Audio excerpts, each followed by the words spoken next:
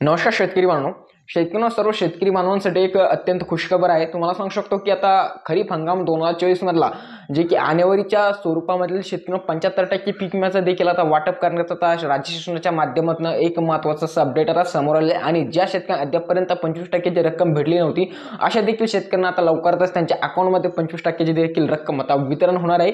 आणि तुम्हाला सांगू शकतो की आता राज्य शासनाच्या माध्यमातून जे की अलग अलग जिल्ह्यांच्या जिल्हा कृषी समित्यांच्या माध्यमातून जे की आता पीक विम्याचं जे कॅल्क्युलेशन आहे शेतकऱ्यांना पीक विमा कंपनीच्या माध्यमातून आणि जिल्हास्तरीय कृषी समिती यांच्या माध्यमातून ते आता सुरू झालेले आहे. आता त्या जिल्ह्याचं कॅल्क्युलेशन झालं की त्या जिल्ह्यात किती नुकसान तिथे झाले होते, किती नुकसान तिथे गृहीत धरायची आणि किती अर्ज त्यांच्याकडे गेले होते नुकसानीसाठी. म्हणजेच की ज्यावेळेस आपल्या शेतावरती सर्व काही पाहणी करण्यासाठी पीक विमा कंपन्यांचे क्लेम दाखल करण्यासाठी जेवढे पण अधिकारी आले होते, बऱ्याच काही शेतकरी बांधवांनी त्या अधिकाऱ्यांकडे आपली सर्व काही नुकसान नोंदवली होती आणि ती नुकसान वर गेल्याच्या नंतर आता ते सर्व काही कॅल्क्युलेशन तिथे होऊ लागले आणि त्याच्यानंतर पात्र जिल्ह्यांना लवकरच ताबडतोब लवकरात लवकर त्यांच्या अकाउंटमध्ये त्या सर्व शेतकऱ्यांच्या तो पीक विमा दाखल तिथे होणाऱ्या शेतकरी याच्यामध्ये आता आणेवारीच्या स्वरूपामध्ये 75% 2024च्या पीक विम्याची देखील त्याच्यात रक्कम येणार आहे आणि 25%ची देखील राहिलेल्या उर्वरित शेतकऱ्यांना ती रक्कम भेटणार आहे. तर आपण आता जिल्हाने अपडेट नवीन अपडेटच्या माध्यमातून पीक विम्या संदर्भात एक महत्त्वाचा नवीन अपडेट आलेले शेतकरी व्हिडिओ खूप इम्पॉर्टंट माहितीपूर्ण आहे.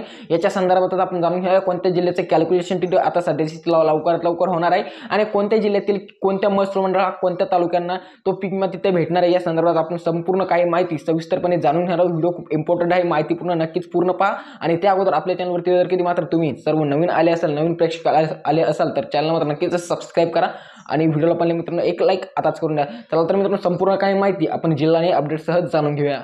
तर शेतकरी म्हणून तुम्हाला विभाग वाईज जिल्ह्याने अपडेट्स याच्यात सांगण्याचा प्रयत्न करणार आहे, कारण की जिल्ह्याने अपडेट्स आणि विभाग वाईज याच्या संदर्भातील संपूर्ण माहिती समोर आली. याच्यामध्ये पश्चिम महाराष्ट्रातील पुणे, सातारा, कोल्हापूर आणि सांगली, सोलापूर या जिल्ह्यांचा याच्यामध्ये समावेश आहे. शेतकऱ्यांना तुम्हाला सांगू शकतो की आता लवकरच या जिल्ह्यांचं लवकरच याचं कॅल्क्युलेशन आता पीक विमा कंपन्यांच्या माध्यमातून होणार आहे आणि ज्या पिकासाठी तो पीक विमा त्यांनी म्हणजेच की तिथे नोंदवला होता आणि त्याच्या माध्यमातून त्यांचं किती नुकसान झालं होतं याला गृहीत धरून त्याच्यावर सर्व काही प्रक्रिया करून कॅल्क्युलेशन झाल्याच्या नंतर शेतकऱ्यांच्या अकाउंटमध्ये जे की पुणे, सातारा, कोल्हापूर, सांगली, सोलापूर या काही जिल्ह्यातील शेतकऱ्यांच्या अकाउंटमध्ये तो पीक विमा लवकरच इथे येणार आहे. आता तुम्हाला सांगू शकतो की तुम्ही म्हणसान की हे जे जिल्हे मी तुम्हाला सांगू लागलो की पूर्णतः जिल्ह्याचे येणार नाही. पात्र कोणते कोणते जिल्हे आहेत ते तुम्हाला व्हिडिओच्या शेवटी सांगणार आहे, कारण की शेतकऱ्यांना आता कॅल्क्युलेशनचं होऊ लागलं. परंतु पात्र कोणते कोणते होणार आहे त्याची पण देखील आपल्याकडे लिस्ट आहे शेतकरी बनवून, ते देखील तुम्हाला मी व्हिडिओच्या शेवटी थोडक्यात मात्र 2 मिनिटात कळवणार आहे. त्याचा पुढचा जिल्हा शेतकरी पुढचे काही जिल्ह्यांचा याच्यामध्ये समावेश आहे.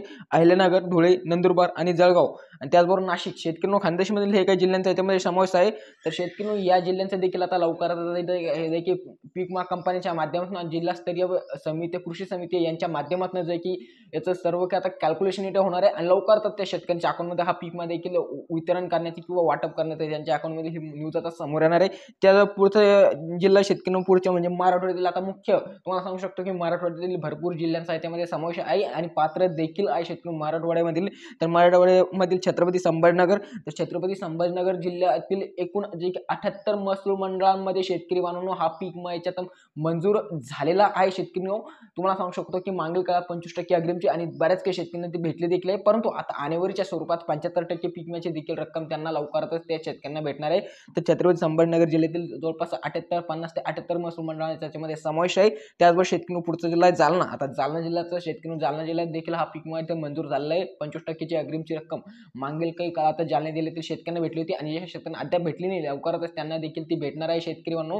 आणि तुम्हाला सांगू शकतो की आणेवारीच्या स्वरूपात देखील जालना जिल्ह्यासाठी 75%ची रक्कम भेटू शकते. अद्याप असं जाहीर झालेली भेटणार आहे की नाही, परंतु राहिलेल्या उर्वरित 75%ची रक्कम 25%ची रक्कम लवकरच राहिलेल्या सर्व शेतकऱ्यांना जालना जिल्ह्यातील भेटणार आहे. त्याचबरोबर पुढचा जिल्हा शेतकरी परभणी जिल्ह्यातील देखील शेतकऱ्यांसाठी अत्यंत आनंदाची गुड न्यूज आहे. हिंगोली जिल्हा आहे. त्याचबरोबर नांदेड, बीड आणि धाराशिव शेतकरी नांदेड, बीड आणि धाराशिव या मुख्य जिल्ह्यांसाठी तर लवकरच हा पीक विम्याचं वितरण त्यांच्या अकाउंटमध्ये होणार आहे, कारण की मागील काळातच या पीक विम्याचं सर्व काही यांच्यासाठी मंजूर झालं होतं, परंतु आता परत एकदा कॅल्क्युलेशन तिथे पीक विमा कंपन्यांच्या माध्यमातून आणि जिल्हास्तरीय कृषी समितींच्या माध्यमातून तिथे होऊ लागले.